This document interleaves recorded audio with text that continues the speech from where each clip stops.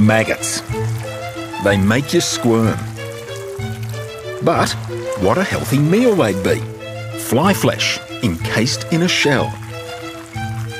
Inside the shell, there is nothing but pure protein, which magically reassembles to make a fly.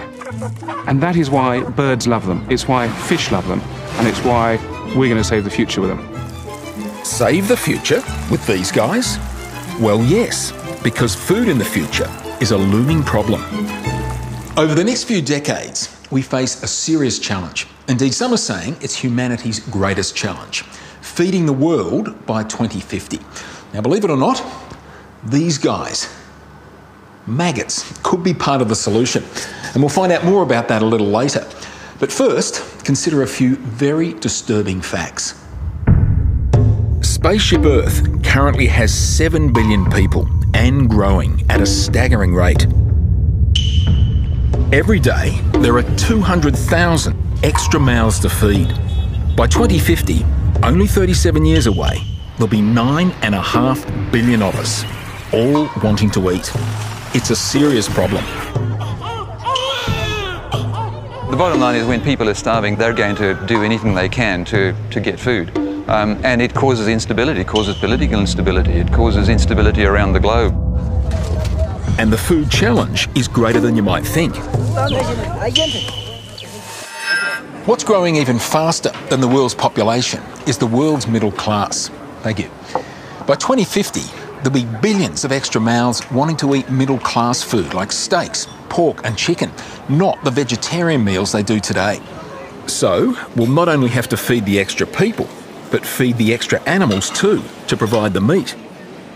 It is less efficient energetically to actually grow crops to feed to, say, a beef cow to actually feed a human than it is to grow a crop directly to feed a human. The bottom line is, by 2050, the population will grow by 30%, but we'll have to produce 100% more food. And the bad news doesn't stop there. Urban sprawl is taking prime agricultural fields. So it's more food with less land. And less water to produce it with. The competition for water, growing populations, finite or dwindling water supplies on planet Earth. And then there's the second half of the century. The challenge of food production is not going to finish in 2050. You will grow to about 9.5 billion people by 2050, and that's not even the maximum. The maximum is probably about 14 billion at about 2100. And we haven't even mentioned climate change yet. The world does face a big challenge. But we have been challenged before. It was deemed that the world would run out of food, certain countries would run out of food by about 1970 was the prediction. And then along came the Green Revolution.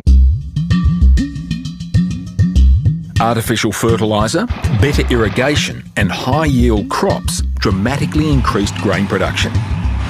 But revolutions come at a cost. Fertilisers produced algal blooms and irrigation used up water. We're seeing in some of those areas that in fact were very much helped by the Green Revolution. Now we're seeing water tables in those areas falling quite dramatically, unsustainably. That revolution can't help us again. That cannot be repeated. We don't have the water and we can't afford to be putting the high energy inputs in that we put in the past to achieve the Green Revolution. What we really need now is another version of the Green Revolution. But I don't think science has actually homed in on exactly what that is, what the key components of that are. I think about half the world's population is really worried about where the next meal comes from. But is there another path? Rather than trying to produce ever more food, we could use today's food more wisely. It's quite ironic that you've got a world hunger map and you've got a world obesity map, and if you overlay the two, they're actually the reverse of each other. It's a very perverse outcome. Half the world's getting fat and having obesity problems, the other half is starving.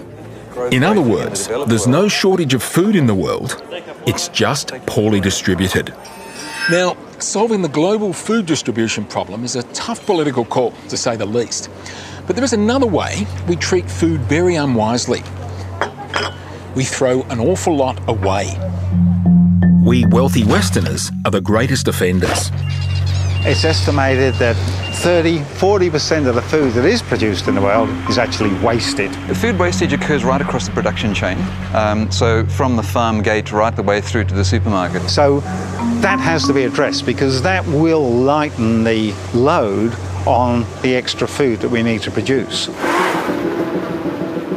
Waste food recycling might be the answer. And that brings us back to maggots. They live off rubbish, turning it into shells of nutritious protein. Of course, we wouldn't eat them, but our farm animals could.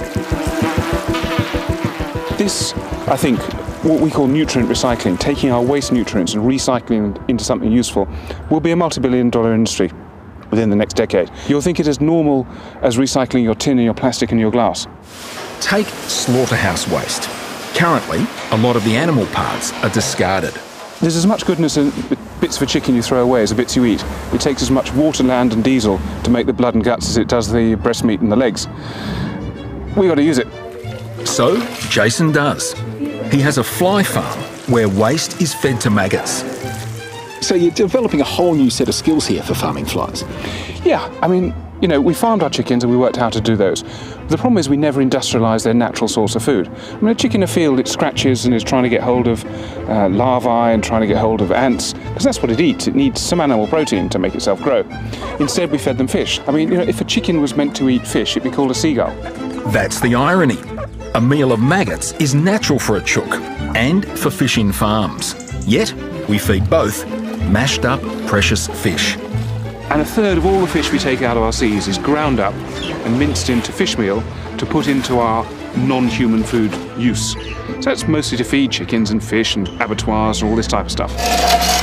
Use maggots and there'd be more fish for us. Indeed, solving food wastage could be a large part of solving the food crisis. There's enough food to go around the planet. And there's probably enough food to feed all the people on the planet in 2050 if we stop wasting food and got the distribution right. And it's something we desperately do need to get right. One looks back in history at civilizations that have not solved their food problems, ancient ones, and they've all disappeared.